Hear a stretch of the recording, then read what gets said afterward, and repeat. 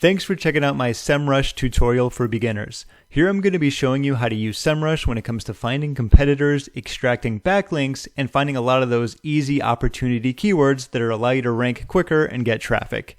If you'd like to follow along, you can click the link in the description to do so, or simply use that to get a free trial and you can follow along with me. Let's begin. So where I'm going to be is going to be on the left side where it says organic research. I simply typed in my domain here and we want to find some competitors. If you are a brand new website in terms of you haven't created it yet, all you need to do is just figure out your niche and look for some keywords that you might be writing articles about in the future. Let's say I was going to create stuff related to software, and for this I'd be maybe doing a review for Semrush. So I typed in the Google Semrush review. And ideally, you want to look for some competitors that aren't like massive, like PC Mag. Backlinko is obviously very big as well. Ideally, niche websites, affiliate websites, and so on and so forth. Location Rebel. Hey, it's yours truly. There are more than one way to get on the first page of Google, right? Aside from articles, but that's a video of me.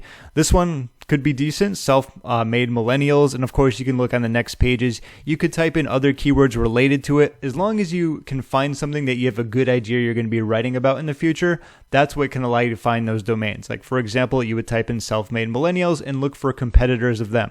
How do you find those competitors? Let's go back. So I just wanted to walk you through the process in case you are a super beginner and you haven't got your website up and running. Now you know how to find competitors. If you have your domain, type it in and click right here on the competitors tab. All right, fantastic. And if we scroll down here, you're going to see some organic competitors.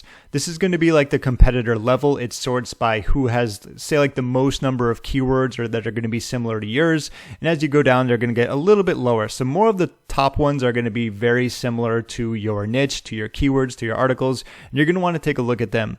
I think this is probably the third or fourth time I've done a tutorial where I use Chris Digital as a example. He does have a great website. So I'm going to click on this right here. All right, so now we have Chris Digital here. We can take a look at the keywords, the traffic, their average traffic cost, which is an estimation, their keywords. But before I do that, I do want to get into finding backlinks first. So what we can do is actually go to backlink analytics with their domain. All right, so now we have the backlink analytics, as you can see on the left, and I do want to talk about the authority score very quickly. As it says right here, it's their proprietary metric measuring the domain's reputability. In other words, sometimes you're going to look at a website and say, should I get a backlink from them? This is going to be a good gauge of that. Do they have, say, at least 1,000 organic traffic? Yes, they do. Is their backlink profile natural as it shows right here? Yeah, it's pretty good. Organic traffic, like it says, not too bad. And link power is going to be good depending on where they get their backlinks from. So this is definitely a website where you might want to get backlinks from if that was the case. However, we can take a look at their backlinks simply by clicking right here. All right, we can very easily see that we have some backlink types, link attributes, but my favorite right here is we can sort them. First and foremost, I want follow links right here. Follow links are what's going to allow you to get a lot of that link juice, but obviously having some no follow links back and forth are going to be pretty good to kind of average out your link profile.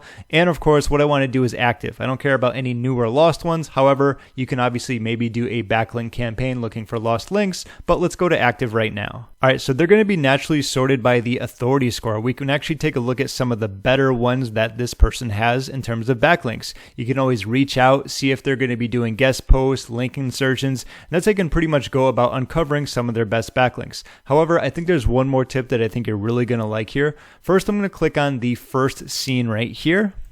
All right, and so now what we've done is separated them by first scene, and this is very beneficial because not only are they active, not only are they follow, but the chances are much higher that if they just got a backlink recently, that you'll probably be able to do the same as well. So you can always go down and kind of sort through and check for ones that maybe you might want to get as well. A lot of these, kind of the authority score is quite low, so maybe you might not want to get them from the specific website, but this is just something that you can repeat over and over with each competitor that's going to be in your niche.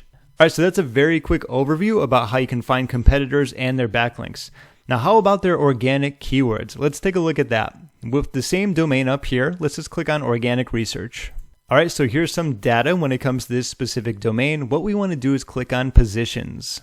Okay, and I love the fact that whenever you're looking for keywords on Semrush, it makes it very easy for you to separate them into specific categories about what you want to look for. So what do I mean by that? Let's just say we want to find all of their keywords that they're ranking for on the first page. We don't care about the top 50 or top 20. How about just the top 10? You can even do top 3 if you want, but let's go with top 10 and click right here.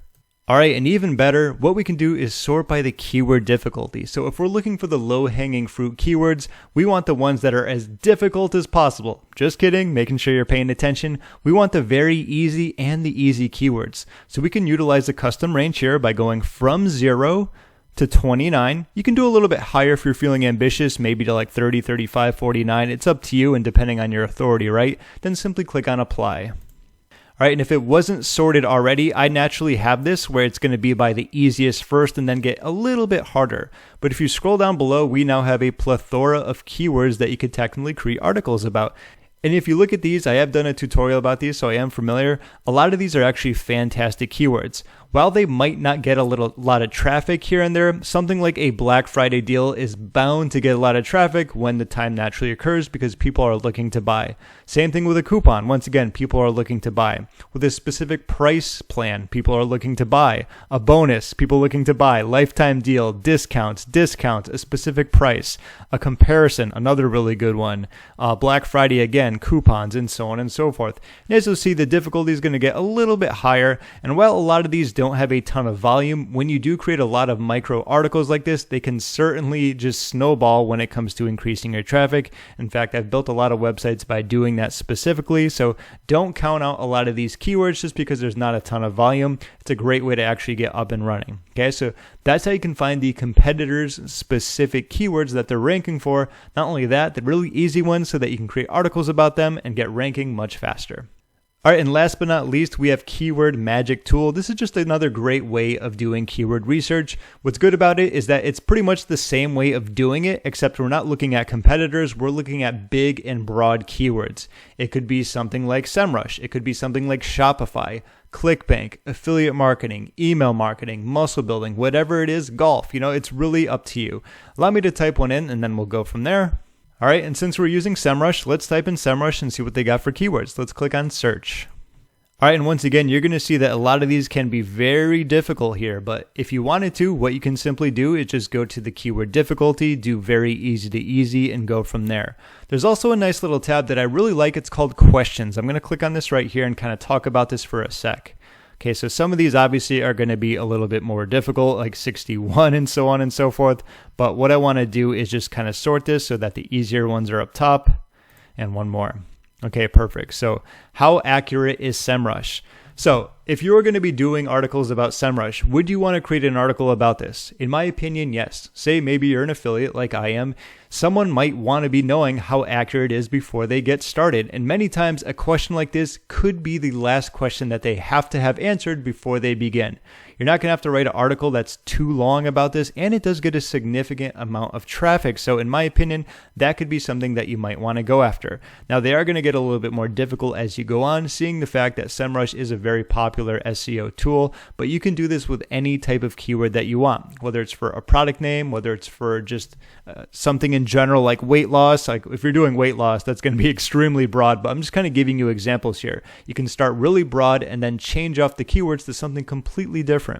And this is just an example of the questions as well. If we go back to all right here, let's let it load for a sec, and let's go to the keyword difficulty so we can get even more keywords. That's why there weren't many before, it was just questions, but make sure you don't sleep on the questions tab right here. It can be very beneficial. Let's click apply. And of course, there we are. And right off the bat, there's some fantastic keywords right here. Semrush versus, Bright Social versus Semrush, Conductor versus Semrush. Comparisons right here are commercial and they do very well. And the reason for this is because someone is clearly interested in Semrush or this other tool, and they want the reasons why they might want to use one versus the other. And once they figure out that reasons, they're usually going to make a purchase. And when you look at this, the keyword difficulty is very low on a lot of these, and these are fantastic keywords. So this is what I'm talking about when it comes to finding the low-hanging fruit. You can look at your competitors, which we now know how to do. We can find their backlinks, but most importantly, you can find their keywords ranking in the top 10 and all of the ones that are either very easy or easy to rank for. Then you can come on over to the Keyword Magic tool and do the same thing with just a plethora of keywords, whether it's product names, specific broad topics, whatever it's going to be, marketplaces like ClickBank if you happen to be in that niche, and just continue on. You can really do this for a long time. Me personally, you can always copy them in Semrush. I like using a notepad. I've always done it that way and just kind of jot them down. It's really up to you how you do it, but Semrush will definitely give you all the tools you need to find the data so that you can get up and running much quicker and really take advantage of this data that that you have to rank higher in the process. Nevertheless, that's really going to conclude this Semrush tutorial for beginners. As I talked about in the beginning, I just wanted to focus on finding competitors, finding their backlinks, finding their keywords, and just another way to expand upon finding more keywords, especially if you're getting started, because you don't want to try and rank for a Semrush review if you just got up and running. Just probably not going to happen anytime soon. If you have any questions, feel free to leave a comment down below and I will do my best to get back to you. I do get a lot of comments, so it is kind of harder to respond to all of them, but sometimes someone else can chime in and help you as well. And of course, if you haven't gotten to test out Semrush, I will leave a link down below in the description where if you click that, you can try them for free. My name is James. Thank you so much for watching, and I'll see you in my next video.